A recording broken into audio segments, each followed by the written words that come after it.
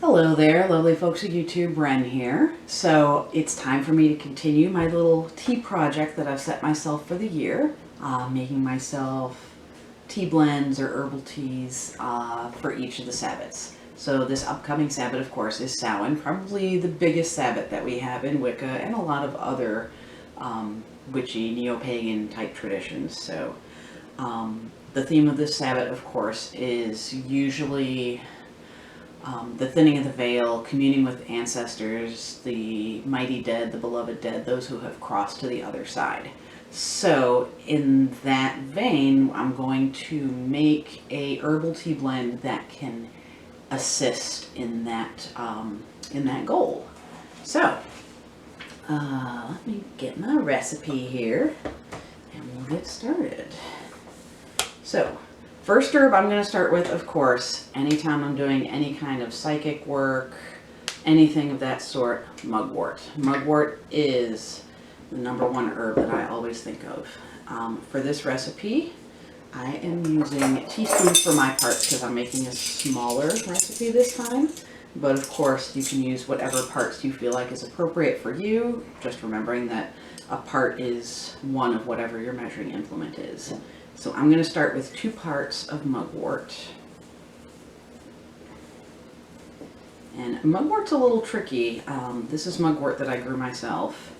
It tends to kind of, as you can see, it tends to kind of stick to itself. That's more than a teaspoon, come on.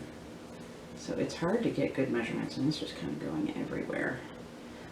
This is not something that although I'm going to put it in my mortar and pestle, it's not something I'm actually going to grind in my mortar and pestle because that just makes it stick into an even tighter clump. Different implement is called for in this instance. There we go, that's about 2 parts right there. Instead of using my mortar, the mortar and pestle, I'm actually going to use my kitchen shears to just kind of cut it into smaller bits.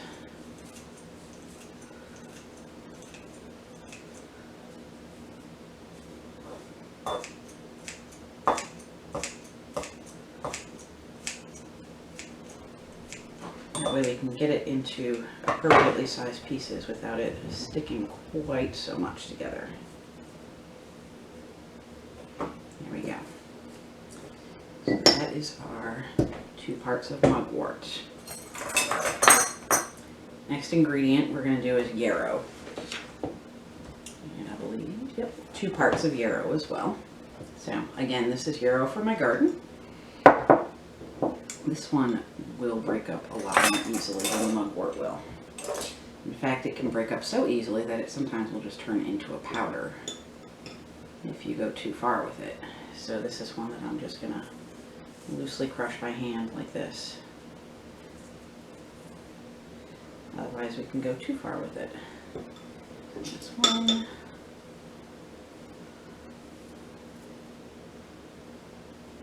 And 2. Yarrow is another one that is aids in divination. It's also good for psychic protection as well.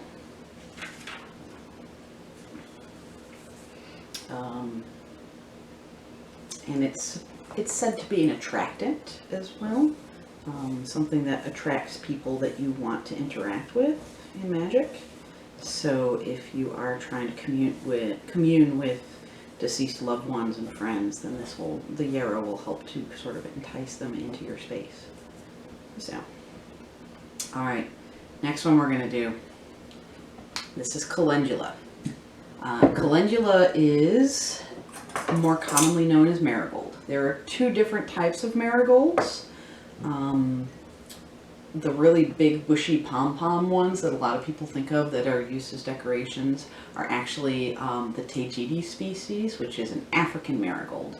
Calendula is the European marigold. So in my case, I'm using more of a European, my background is European primarily, so I tend to use more European ingredients because that's my sort of my little sandbox. But you could substitute the other marigolds if they're more appropriate for you, or if it's just what you happen to have. They are fairly interchangeable. and they're both commonly used in ceremonies honoring the dead. So that's one of the reasons why this was added.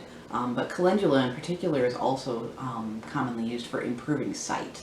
So this is sort of like clarifying that psychic vision that we're doing. So we're going to do 1 part of calendula. And then this is similar to the mugwort in that I'm not going to grind this, but rather use my kitchen shears to sort of trim that into smaller pieces.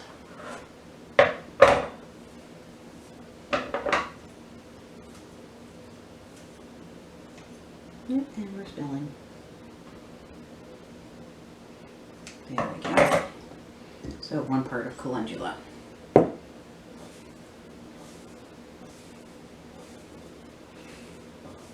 Just sort of mixing that up again. All right.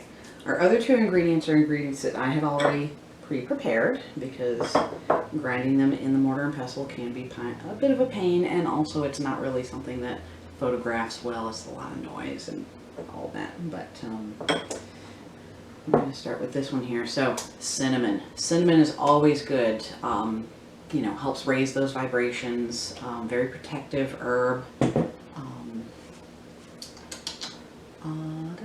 But also, you know, has some ability in improving your psychic ability and just sort of bringing success to any endeavors. So this is 1 part of cinnamon, which is about 1 teaspoon that I've already measured out here and pre-ground. Now this time I am using the Ceylon cinnamon instead of the cassia cinnamon because that's what I have now. But I think the Ceylon cinnamon is generally considered to be like the higher quality cinnamon, but you can use whichever you have. They're interchangeable. Cassia cinnamon tends to be a little bit hotter, so just keep that in mind. You may need to cut down on the quantity slightly if you don't want to be overwhelmed by it. So 1 part cinnamon, and then finally our last ingredient is star anise. So anise and star anise both are very widely used for improving psychic ability, helping with prophetic dreams, protection from evil forces, so making sure that you're talking to the people you actually want to talk to, and basically, yeah. In some cultures, they are also used, the star anise is used in rituals for honoring the dead as well, so that's another good reason to include it in our blend here. So again, I have 1 part of the star anise that I'm mixing in here. As you can imagine, this does make a bit of a spicy blend. So some people are not fans of anise. If you don't like licorice, you won't like anise. Personally, I love licorice, so. But you can always omit it or substitute some other herb for increasing psychic abilities. So, but that's our blend right there. So, a little colorful. Green and yellow with just those little hints of brown in there. But this is a good blend for any time prior to doing any kind of ritual work, or even just if you're going to go to bed and you want to have some important dreams. This is a good blend that you could use before then. And that basically sums it up. So,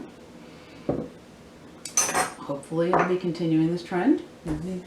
Maybe seeing a whole year of tea, we'll see. Depends on whether I remember or not. So, memory issues are sometimes a thing for me. So, but anyway, I hope you enjoy this blend. I hope this video finds you well, and I will see you again soon.